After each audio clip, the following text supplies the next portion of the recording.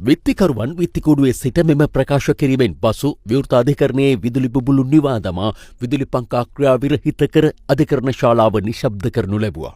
පසුව සියලු දෙනා නැගී සිටීමෙන් පසු මහාධිකරණ විනිසුරු රශ්මි සිංගප්පොලි මහතා විත්තිකරුවන්ට මරණ දඬුවම නියම කරමින් නියෝගය කියවනු ලැබුවා. යුෂ්මතුන් චෝදනාවලට වරදකරු කර ඇති බැවින් ඊට දිය යුතු දඬුවම මරණීය දණ්ඩනය වන බැවින් යුෂ්මතුන්ට මරණීය දණ්ඩනය නියම කරන අතර යුෂ්මතුන් වැලිකඩ බන්ධනාගාරයට ගෙන ගොස් ශ්‍රී ලංකා ජනරජයේ ජනාධිපතිවරයා විසින් නියම කරනු ලබන දිනයකදී හා වේලාවකදී යුෂ්මතුන් ප්‍රාණය නිරුද්ධ වන තෙක් එල්ලා තැබීමට මෙයින් නියෝග කරමි. පළමු සැකකරු. ස්වාමීනි, මට දරුවෝ 4 දෙනෙක් ඉන්නවා. ලොකු දුවට අවුරුදු 22යි. පොඩි දුවට අවුරුදු 2යි. එයාලට අම්මත් නැහැ. මේ සිදුවීම වුණේ මගේ ගේ ඉදිරිපිට. නමුත් මා මේ කිසිවකට සම්බන්ධ නැහැ. 4 වන සැකකරු. ස්වාමීනි, මම අදාවේ තාත්තා එක්ක. තාත්තා එළී බලාගෙන ඉන්නවා. එයාට දැන් ගොඩාක් වයසයි. පවුලේ 6ක් ඉන්නවා. මම තමයි මාල්ලිලා නංගිලාගේ ඉගෙනීමට වියදම් කරන්නෙත්. 5 වෙනි සැකකරු. මට දරුවෝ 5ක් ඉන්නවා. මගේ අක්කා නැති වුණාට පස්සේ ඒ දරුවෝ ඉන්නෙත් මං ළඟ. අපි ඔක්කොම දැනටත් කුලියට ඉන්නේ. මේ මරණවලට මගේ කිසිම සම්බන්ධයක් නැහැ. මට මරණ දඬුවම දෙනවා නම් මගේ දරුවන්ටත් මරණ දඬුවම දුන්නට කමක් නැහැ. මොකද මම නැතුව එයාලට ජීවත් වෙන්න බෑ. 6 වෙනි සැකකරු. ස්වාමීනි, මට කියන්න තියෙන්නේ මම නිවැරදිකරු කියලා විතරයි. ගෙදර අයත් එක්ක පොඩ්ඩක් කතා කරන්න ඕනේ. මට එයාලට කියන්න දේවල් තියෙනවා. 7 වෙනි සැකකරු. මම කිසිම දෙයකට සම්බන්ධ නැහැ. මම ගියෙත් එතනට හවස 6ට විතර. මම ඇඳගෙන හිටියේ දම්පාට කමිසයක්. වීඩියෝ වල ඒ වගේ කමිසයක් තියෙනවා කියලායි මාව අත්අඩංගුවට ගත්තේ. 14 වන සැකකරු. මගේ තාත්තා මිය ගිහින් මම තමයි අම්මවයි නංගිවයි බලාගන්නේ. මම කඩේට ගියාට පස්සේ අරගලය පටන් ගත්තේ. මම ඒවට සම්බන්ධ නැහැ. මියගේ කෙනා මන්ත්‍රීවරයෙක් කියලා අපි දැනගෙන හිටියෙත් නැහැ. මට අම්මටයි නංගිටයි කතා කරන්න ඕනේ. 19 වන සැකකරු. මම බලන්න විතරයි ගියේ. අතක්වත් තිබ්බේ නැහැ. මට ගෙදර අයට කතා කරන්න ඕනේ. 27 වන සැකකරු. මේ සියලු චෝදනාවලට මම නිවැරදිකරු. මම කවවත් මැරුවේ නැහැ. මගේ පුංචි පුතාට ළඟදීත් ඔපරේෂන් එකක් කළා. තව කරන්නත් තියෙනවා. මට එයාලව බලන්න ඕනේ. විත්තිකරුවන් විත්තිකුඩුවේ සිට මෙම ප්‍රකාශ කිරීමෙන් පසු විවෘත අධිකරණයේ විදුලි බුබුලු නිවා දමා විදුලි පංකා ක්‍රියා විරහිත කර අධිකරණ ශාලාව නිශ්ශබ්ද කරනු ලැබුවා. පසුව සියලු දෙනා නැගී සිටීමෙන් පසු මහාධිකරණ විනිසුරු රශ්මි සිංගප්පොලි මහතා විත්තිකරුවන්ට මරණ දඬුවම නියම කරමින් නියෝගය කියවනු ලැබුවා. යුෂ්මතුන් චෝදනාවලට වරදකරු කර ඇති බැවින් ඊට දිය යුතු දඬුවම මරණීය දණ්ඩනය වන බැවින් යුෂ්මතුන්ට මරණීය දණ්ඩනය නියම කරන අතර යුෂ්මතුන් වැලිකඩ බන්ධනාගාරයට ගෙන ගොස් ශ්‍රී ලංකා ජනරජයේ ජනාධිපතිවරයා විසින් නියම කරනු ලබන දිනයකදී හා වේලාවකදී යුෂ්මතුන් ප්‍රාණය නිරුද්ධ වන තෙක් එල්ලා තැබීමට මෙයින් නියෝග කරමි. අධිකරණ නියෝගය ප්‍රකාශයට පත්වීමත් සමග ඒ වන විටත් අධිකරණයෙන් පිටත සිටි විත්තිකරුවන්ගේ ඥාතීන් හඬා වැළපුණේ මෙසේ.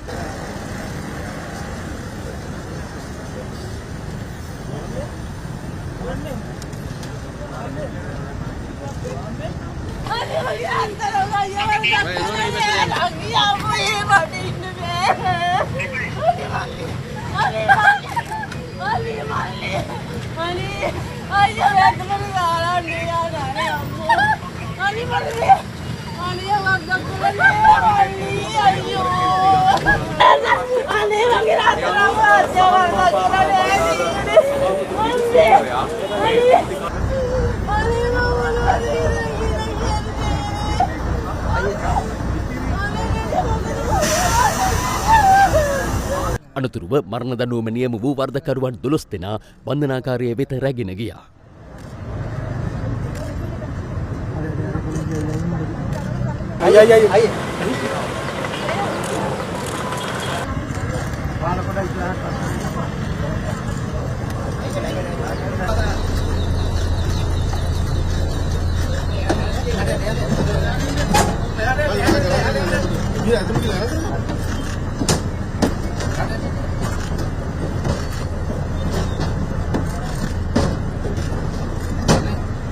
පල්ලේ එකාවයක් ඉස්සරහට.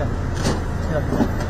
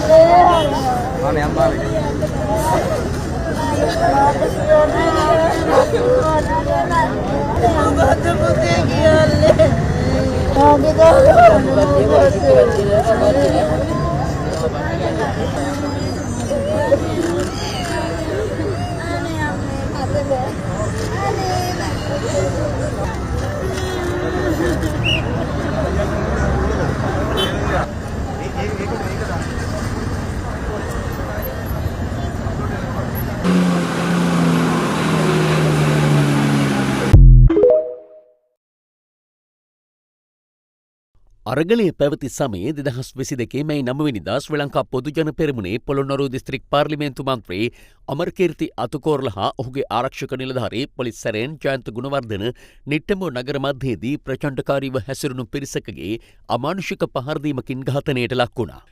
එදින අර්ලියගහ මන්දිරයේ පැවති ජනහමුවකට සහභාගී වී ආපසු පොළොන්නරුවේ සිය නිවස බලා යමින් සිටියදී පහරදුන් පිරිස් ඔවුන් දෙදෙනාට අමානුෂික අන්දමින් පොළුමුගුරු වලින් පහර දී තිබූ අතර එම පහර දීම CCTV කැමරාවලද සටහන්ව තිබුණා.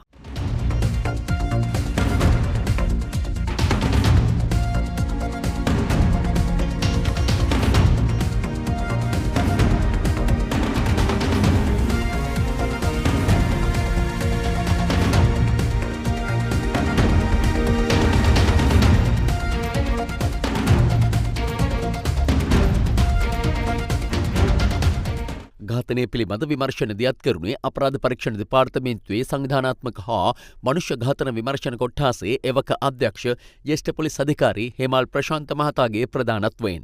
ඒ අනුව අදාළ සිද්ධියට සම්බන්ධ සැකකරුවන් 41 දෙනෙකු අත්අඩංගුවට ගත් අතර ඔවුන් අතරට විශ්වවිද්‍යාල සිසුන් දෙදෙනෙක්, තිරෝදරත රේදුරන්, නිට්ටඹුව ප්‍රදේශයේ වෙළඳසල් හිමිකරුවන් ඇතුළු ප්‍රදේශවාසීන්ද අයත් වුණා.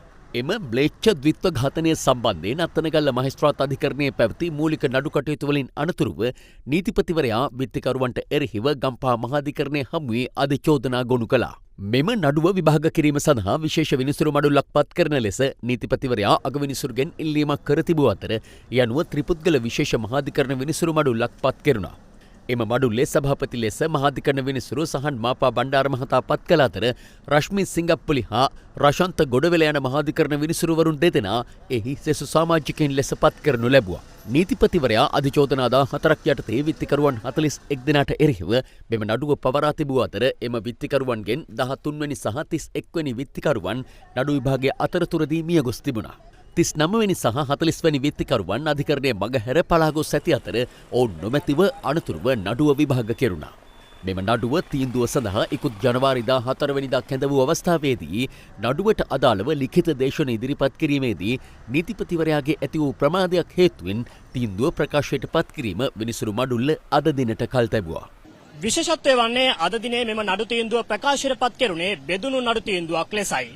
ඒ අනුව විනිසුරු මඩුල්ලේ සුළුතර මතය නියෝජනය කළ සභාපති විනිසුරු සහන් මහපා බණ්ඩාර මහතා මෙම සැකකරුවන්ට එරෙහිව ගොනු කර තිබූ චෝදනා සාධාරණ සැකයෙන් ඔබට ඔප්පු කිරීමට පැමිණිල්ල අපොහොසත් වී ඇති බව පවසමින් සැකකරුවන් සියලු දෙනාම නිදොස් කොට නිදහස් කිරීමට නියෝග කළා. කෙසේ වෙතත් විනිසුරු මඩුල්ලේ බහුතර මතය නියෝජනය කළ මහාධිකරණ විනිසුරු රශ්මි සිංගප්පුලි සහ මහාධිකරණ විනිසුරු රශාන්ත ගොඩවෙල යන මහත්වරුන් සැකකරුවන් 16 දෙනෙකු චෝදනාවලට වරදකරුවන් බවට ප්‍රකාශ කළා. එහිදී බහුතර විනිසුරු තීන්දුව ප්‍රකාශයට පත් කළ මහාධිකරණ විනිසුරු රශන්ත ගොඩවෙල මහතා එම තීන්දුව සම්බන්ධයෙන් කරුණු පැහැදිලි කළා. මෙම තීන්දුව මා සහ විනිසුරු රශ්මි සිංගප්පුලි නැවත නැවතත් ලේඛන සාක්ෂි වීඩියෝ පට කෙරෙහි අවධානය යොමු කරමින් දෙදෙනාගේම එකඟත්වයෙන් ලියපු තීන්දුවක්. ප්‍රමුඛ වශයෙන් අපගේ අවධානය යොමුනේ ප්‍රශ්නගත නීති විරෝධී රැස්වීම ආරම්භ වූ අවස්ථාව පිළිබඳව. ඒ පිළිබඳ පැමිණිල්ලේ ස්ථාවරය වුණේ පාර්ලිමේන්තු මන්ත්‍රීවරයා ජීප්‍රතීන් බැස්ස අවස්ථාවේ සිට මෙම නීති විරෝධී රැස්වීම ආරම්භ වුණා කියලා. නමුත් අපගේ ස්ථාවරය එදින රටේ පැවති වාතාවරණය මත එවන විටත් එම ස්ථානයේ නීති විරෝධී රැස්වීමක් ආරම්භ වී තිබුණා. නමුත් මේ නඩුවට පාදක වන පොදු අරමුණු කරගත් නීති විරෝධී රැස්වීම ආරම්භ වුණේ මන්ත්‍රීවරයාගේ ආරක්ෂක නිලධාරියා වෙඩි තැබීමක් සිදු කළාට පස්සේ. එවිටයි මන්ත්‍රීවරයා සහ ආරක්ෂක නිලධාරියා පසුපස ගල් පොළු අරගෙන පිරිසක් එළවන්නේ. මේ නඩුවේ අපහසුම දේ වුණේ සැකකරුවන්ගේ අනන්‍යතාවය හඳුනා ගැනීම. ඇසින් දුටු සාක්ෂිකරුවන් කවුරුත් සිටියේ නැහැ. ශ්‍රී ලංකා ඉතිහාසයේ පළමු වරට තමයි වෝහාරික මුහුණු විශ්ලේෂණය ඔස්සේ සැකකරුවන්ගේ අනන්‍යතාවය හඳුනාගත්තේ. එය සාක්ෂි ආඥාපනත යටතට වැටෙන සාක්ෂි ලෙස අප පිළිගන්නවා. නමුත් වීඩියෝවල සිටින සියලුම දෙනා සිද්ධියට සම්බන්ධයි කියලා කියන්න බැහැ. ලංකාවේ මිනිස්සුන්ගේ සාමාන්‍ය විදිහ තමයි සිද්ධියක් වුණාම එය අවසන් වනතුරු එතන රැඳී සිටීම. එබැවින් මේ අපරාධයට මොනවම හරි දායකත්වයක් දැක්වීම මත වර්ධකාර භාවය තීරණය කළා. බහුතර විනිසුරු මතය අනුව නඩුවේ සැකකරුවන් 23 දෙනෙකුට එරෙහිව ගොනු කර තිබූ චෝදනා සාධාරණ සැකෙන් ඔබට ඔප්පු කිරීමට පැමිණිල්ල අපොහොසත් වීම මත එම සැකකරුවන් 23 දෙනා සියලු චෝදනාවලින් නිදොස් කොට නිදහස් කිරීමට විනිසුරුවරුන් දෙපළ නියෝග කළා. ඒ අතරට සැකකාර විශ්වවිද්‍යාල සිසුන් දෙදෙනාද අයත්. පසුව තවත් සැකකරුවන් සිව් දෙනෙක් නීති විරෝධී රැස්වීමක සමාජිකයන් වීමට වරදකරු බවට තීන්දුව කළ විනිසුරුවරුන් දෙපළ එම සැකකරුවන්ට මාස 6ක සිරදඬුවමක් නියම කරමින් එය වසර 5කට අත්හිටුවීමට නියම කළා. එසේම එම සැකකරුවන් සිව් දෙනාටම රුපියල් දසදහස බැගින් දඩමුදල් ගෙවීමටද සිදුවීමෙන් මියගිය පාර්ලිමේන්තු මන්ත්‍රී අමරකීර්ති අතුකෝරළ මහතාගේ බිරිඳට සහ ඔහුගේ ආරක්ෂක නිලධාරියාගේ බිරිඳට රුපියල් 50000 බැගින් වන්දි ගෙවන ලෙසද බහුතර විනිසුරු නියෝගයේ සඳහන් වුණා. පසුව මහාධිකරණ විනිසුරු රශ්මි සිංගප්පුලි සහ මහාධිකරණ විනිසුරු රශාන්ත ගොඩවෙල සෙසු සැකකරුවන් 12 දෙනා ඔවුන්ට එරෙහිව දණ්ඩ නීති සංග්‍රහයේ 296 වගන්තිය ප්‍රකාරව එල්ල කර තිබූ මිනීමැරීමේ චෝදනාවට වරදකරු බව ප්‍රකාශ කළා. මෙහිදී පැමිණිල්ල වෙනුවෙන් මෙම නඩුව මෙහෙ වූ නියෝජ්‍ය සොලිසිටර් ජෙනරාල් ජනක බණ්ඩාර මහතා විවෘතාධිකරණය ඇමතුවා. ස්වාමීනි, මේ තීරණය සම්බන්ධයෙන් මම ඔබ දෙපළට ස්තුතිවන්ත වෙනවා. මේ නඩුවේදී අපි දැක්කා උසාවියට ඇවිල්ලා 10ට ගණන් කරන්න බැරි මිනිස්සු එම අවස්ථාවේ හැසිරලා තිබුණු ම්ලේච්ඡ විදිහ. නීතිය ආධිපත්‍යය නැති වුණාම මිනිස්සු සත්තු වගේ හැසිරුණේ. ඔවුන් මහමඟයි යුක්තිය දිනා ගැනීමට උත්සාහ කළේ. මේ නඩුවේදී අපි 31 දෙනෙකුට එරෙහිව මිනීමැරීමේ චෝදනාත් 36 දෙනෙකුට එරෙහිව ඝාතනයට ලක් වූ මන්ත්‍රීවරයාගේ වාහනයට අනර්ථයක් කිරීමේ චෝදනාත් නගා තිබුණා. නමුත් ඔබ මිනීමැරීමේ චෝදනාවට වරදකරු කරලා තියෙන්නේ 12 දෙනෙකු පමණයි. ඔබේ සම්පූර්ණ තීන්දුව ලැබුණට පස්සේ මම හිතනවා ඇතැම් විට නීතිපතිවරයා අභියාචනයකට යයි කියලා. අනතුරුව මිනීමැරීමේ චෝදනාවට වරදකරුවන් වූ සැකකරුවන්ට මරණ දඬුවම නියම කිරීමට පෙර යමක් කීමට ඇද්දැයි අධිකරණය විමසුවා. එහිදී සැකකරුවන් 12 දෙනාම විත්තිකූඩුවේ සිටමින් තමන්ට ලිහිල් දඬුවමක් ලබා දෙන ලෙස ඉල්ලා සිටි අතර මේ එහිදී සැකකරුවන් දැක් වූ අදහස් කිහිපයක්. පළමු සැකකරු: ස්වාමීනි, මට දරුවෝ 4 දෙනෙක් ඉන්නවා. ලොකු දුවට අවුරුදු 22යි. පොඩි දුවට අවුරුදු 2යි. එයාලට අම්මත් නැහැ. මේ සිදුවීම වුණේ මගේ ගේ ඉදිරිපිට. නමුත් මා මේ කිසිවකට සම්බන්ධ නැහැ. 4 වන සැකකරු: ස්වාමීනි, මම අද ආවේ තාත්තා එක්ක. තාත්තා එළිය බලාගෙන ඉන්නවා. එයාට දැන් ගොඩාක් වයසයි. පවුලේ 6ක් ඉන්නවා. මම තමයි මල්ලිලා නංගිලාගේ ඉගෙනීමට වියදම් කරන්නෙත්. 5 වෙනි සැකකරු: මට දරුවෝ 5ක් ඉන්නවා. මගේ අක්කා නැති වුණාට පස්සේ ඒ දරුවෝ ඉන්නෙත් මං ළඟ.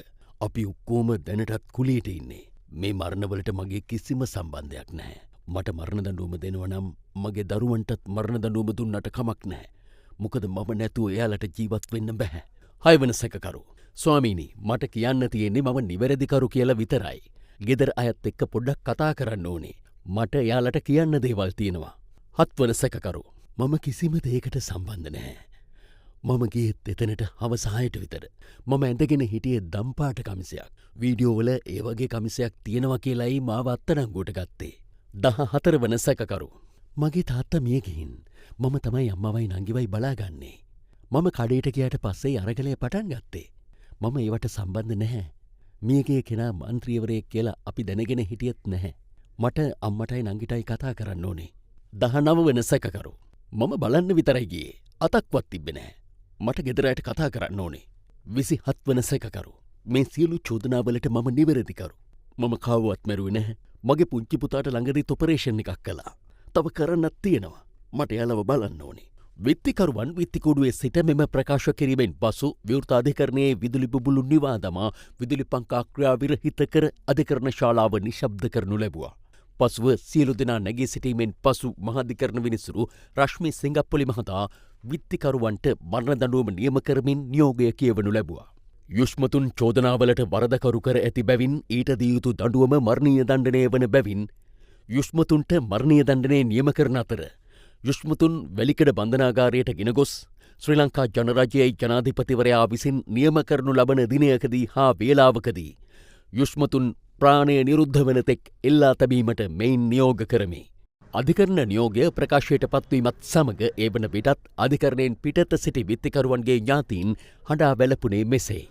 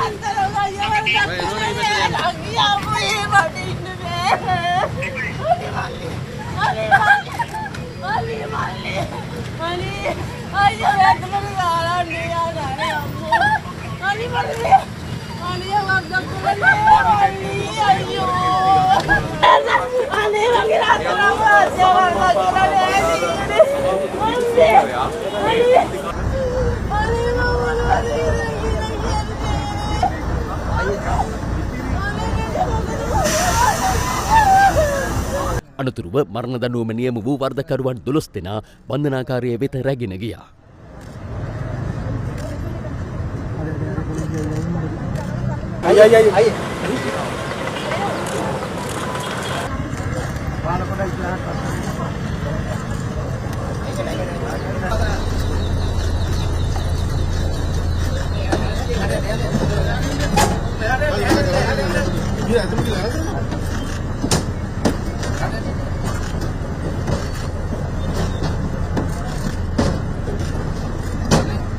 Balik kau yang kisah ada.